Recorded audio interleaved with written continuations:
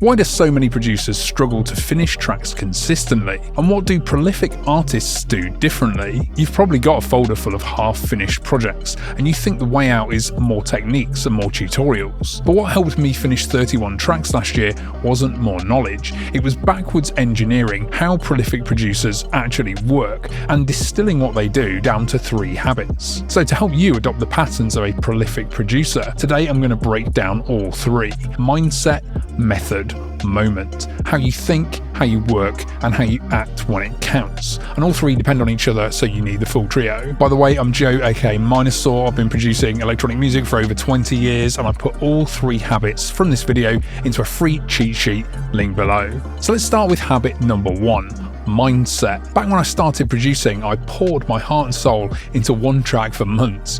I'd burn it to CD, take it to events, I'd hand it out to DJs and try to get it signed. Obviously, no one wanted to sign it because that one track was rubbish. And this is a common new producer trait. We've all been there. We decide a project is the one before it's even finished. We covet it and polish it and work on it for months. Now compare that to Aphex Twin. In 1993, he claimed to have over 1,000 unreleased tracks. In 2015, he dumped 170 more onto an anonymous SoundCloud account. He releases a teeny tiny fraction of what he makes, and in one interview he said, "I'm only marginally interested in what has been released by me."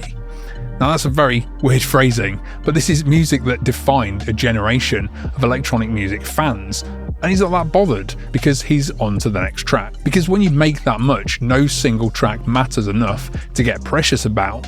That's the winner's mindset. Volume combined with indifference. And you need both, let me explain. First, volume. You not only need to make a lot of music, you need to finish a lot of music, even if it's rubbish. Because you only develop the most important skills in that final finishing stage. We'll look at those skills in habit 2. So finishing a bad track is 100 times more valuable than abandoning a good one. Now indifference, when you obsess over 1 or 2 or 3 tracks, every decision becomes life or death. Every mistake feels personal. You might think being precious is caring about your craft and not rushing, treating it with respect. It's not. It's the mindset that keeps you stuck. Once a track is done, it's done. You've got more to learn and more to get on with. So habit 1 is this: make more, care less. I'm not saying zero caring, you still want to take pride in your music, just less caring about each individual track and more about what you're learning across all of them. And to help you get used to volume and indifference, try this exercise. Pick a loop you've been sitting on for far too long. Set a deadline that feels uncomfortably short, 3 days, 1 weekend, then take every shortcut you need to finish it. Forget making something good, your only goal is to break the curse. And if that feels like too much, go smaller. Knock out a 30-second hip-hop beat or an ambient skit. Just lower the barrier, finish, and then raise the barrier gradually. So habit 1 is make more and care less. But even with that mindset, most producers still can't finish consistently because they're missing habit 2.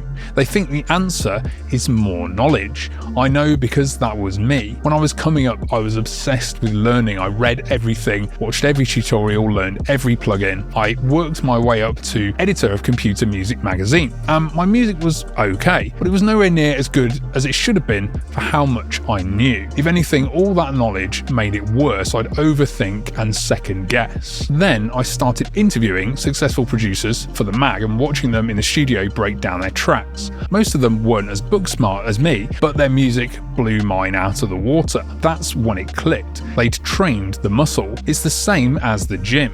People who are properly fit don't have sports science degrees. They have a simple routine and they show up every day. Fred again has said that making music every day, regardless of how he's feeling, is the most important thing he's learned. Jay Dilla made beats every single day of his career. These are producers that trained. And yes, full-time producers have all the time to do this, but any producer at any stage can adopt this mindset. Whatever free time you have, the point is a routine you stick to. So sticking with the gym parallel, a full rep is actually finishing a full track from loop to arrangement to mix down to done. If you start a track and abandon it halfway, that's only a half rep. most producers do half reps for years and wonder why they're not improving. And like I said before, the most important skills only show up in the final 10% of a track.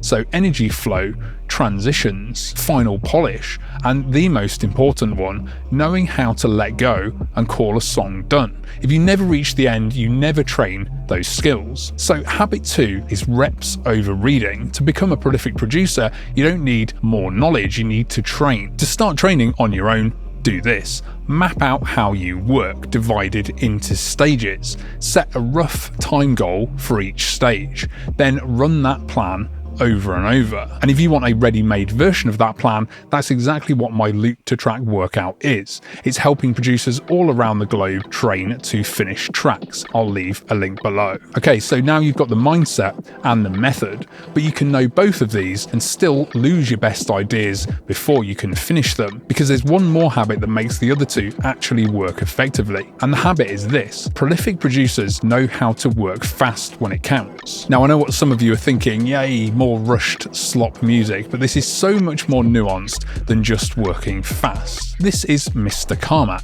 He's one of my favourite producers and he does this brilliantly. If you've not heard of him, look him up. Watch replays of his COVID live streams and you'll see him throw an entire beat together in minutes, but then he slows down to refine the flow and massage everything together. He works fast when it matters and precise when it matters. Think of it like driving. Sometimes you want to go slow, take the scenic route and enjoy the view on a lovely day. But when you hit the open road, you want to put your foot down, feel the engine roar, enjoy the feeling of speed. And if you need to overtake, you do need to go fast to get around. The skill is being able to adapt to the situation. So in the DAW, when you can work fast on command, you capture an idea before the magic evaporates, before a plugin gets in the way, before your dinner's ready and you've got to drop everything. If you only ever work in first gear, you can't ramp up when you need to. The idea arrives and you fumble it and it's gone. And here's the nuance that's ignored when people say work faster. Once you've captured an idea, some things need patience, detailed vocal editing or fiddly automation or nailing a transition. So knowing when to shift down is just as important. Speed without control is a car crash. So habit 3 is to learn how to shift gears up and down. Work fast to capture ideas and slow down when the details need it. And this is the gasoline that fuels the other two habits. Working fast helps you practice making more ideas, and it helps you train your finishing skills faster and more effectively. And unlike the other two habits, I'm not going to recommend a separate exercise. Just try and tune into this while you produce. Ask yourself, am I in the right gear right now? Am I tweaking the snare for 20 minutes while I'm still in a loop? That's obviously the wrong gear. Am I rushing some editing that needs precision? That's also the wrong gear. Developing that awareness over time is the skill. So those are the 3 habits of prolific producers. Mindset, don't get attached. No one track makes your identity. Method, train it like the gym. Reps over reading. And moment, knowing how to shift gears when an idea needs it. How you think, how you train, and how you act when it counts. But here's the thing, knowing these 3 habits is the easy part.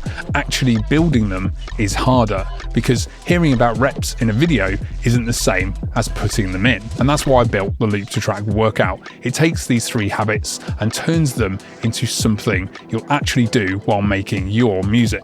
Hundreds of producers are already getting great results. Check it out at looptotrack.com or at the link below. And if you're stuck in a loop and you want 3 techniques to bust out, go and watch this video right here.